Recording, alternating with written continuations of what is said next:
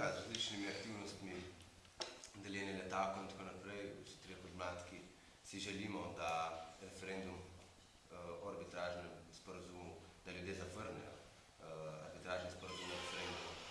In kot smo že poudarili, mladi danes prvič po plebiscitu bodo imeli priložnost odločati o bistvu.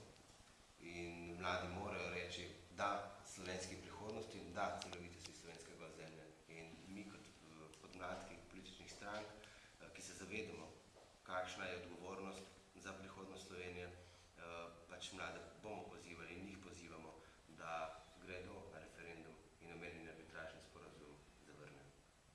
Mladi bomo imeli tudi možnost, koliko vseh ostalih seveda, da 4. junija, v petek 4. junija v petih na Pogačarjevem trgu se udeležijo zborovanja, kjer bodo imeli vsi možnost izraziti svoje nestrinjanje z arbitražnim sporazumom in takrat bo zadnji trenutek za premislek o tem, da se odločijo za domoljubno dejanje, da odločijo proti in jih pozivamo, da se nam pridružijo, ko bomo predstavili naše stališče oziroma stališče tisočev ljudi.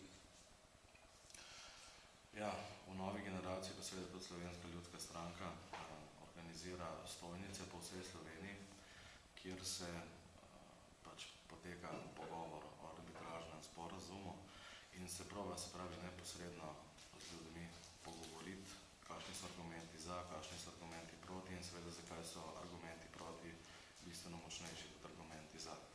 Tako da je tudi sam podmladek močno vključen pri teh dogajanjih. Ravno jutro imamo tudi postojni tovrstno stojnico, tako da se neposredno na terenu tudi o tem pogovarja in je to, mislim, da se lahko najboljši rezultat na tem doseže. Bomo pa še stopnjevali to kampanjo tudi ta teden, spravo zadnji teden. Mogoče še vaša alternativa arbitražnemu sporazumu, kako bi vi rešili to vprašanje? Glejte, vse, kar je zdaj na arbitražnem sporazumu, bi lahko bilo že leta 1992, ampak noben predsednik vlade si ni upal postaviti na kocko nekaj, kar je slovenskega, razen Boruta Pahorja. Alternativa vsekakor obstajajo, so boljše, kot je omenjeni arbitražni sporazum.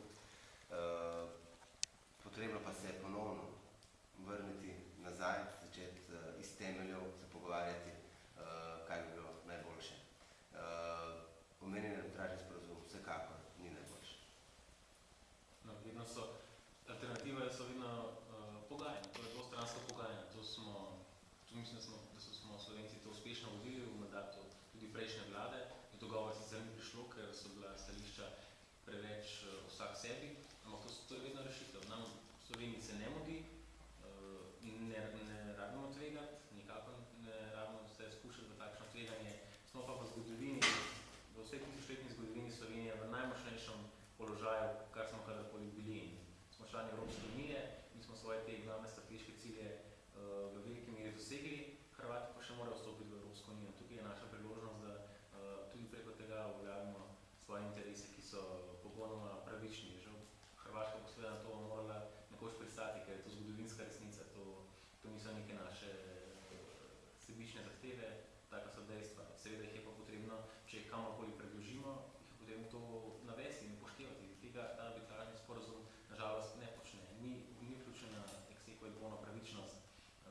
Meja se ne bo določila po zgodovinskih okoliščinah in po celovitosti Piranskega zaliva. Določila se po mednarodnem pravu.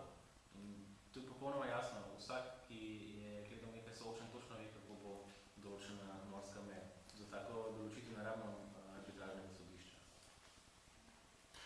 Tukaj, če bi še dodal, recimo Evropska unija in tudi Amerika v delu se zelo močno angažira, da bi se ta problem rešil, morda zelo ad hoc rešil.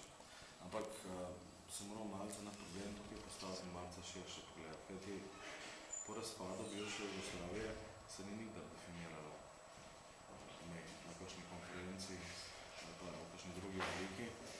In če ima Evropska unija pač resno težnjo, da se širi bolj na jug, je dobro, da se te stvari uredijo pač v tovrstnem dogodku, kot je neka mirovna konferenca, kjer se dokončno določi meje.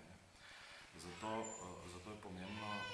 se po temu sporazumu, se pravi, če bo zmagal proti, kar mi iskreno verjamemo, da bo, vzame čas za premislek in se pripravi ena mirovna konferenca bivše Jugoslavije ali pa pač kakšna druga oblika. Sam zavedati se moramo, da če se ne bo te zadeve celostno reševalo, bo prišlo tudi do še večjih problemov, kot imamo mi zdaj v razmerju do Hrvaške, Bosne, Hrvaške, Črne Gore, Hrvaške, Srbije. Tako da bi se mogla Evropska unija in tudi Amerika tega dobro zavedati. Slovenska demokratska stranka je pa obljubila v primeru, da bo arbitražni sporozum zavrnjen, kar mora biti zavrnjen, v roku enega meseca predstavila alternativo temu. In torej rešitve so, boljše rešitve so na dlani, še ste bili mnogo podločiti, v katero smer bomo šli. Torej šele po referendumu bo predstavljena alternativa. No seveda, zdaj je na mizi ta rešitev, rešitev, ki je po našem mnenju slaba, tudi upam, da po mnenju večine Slovencev, in ko bo ta zavrnjena, takrat bo čas za iskanje nove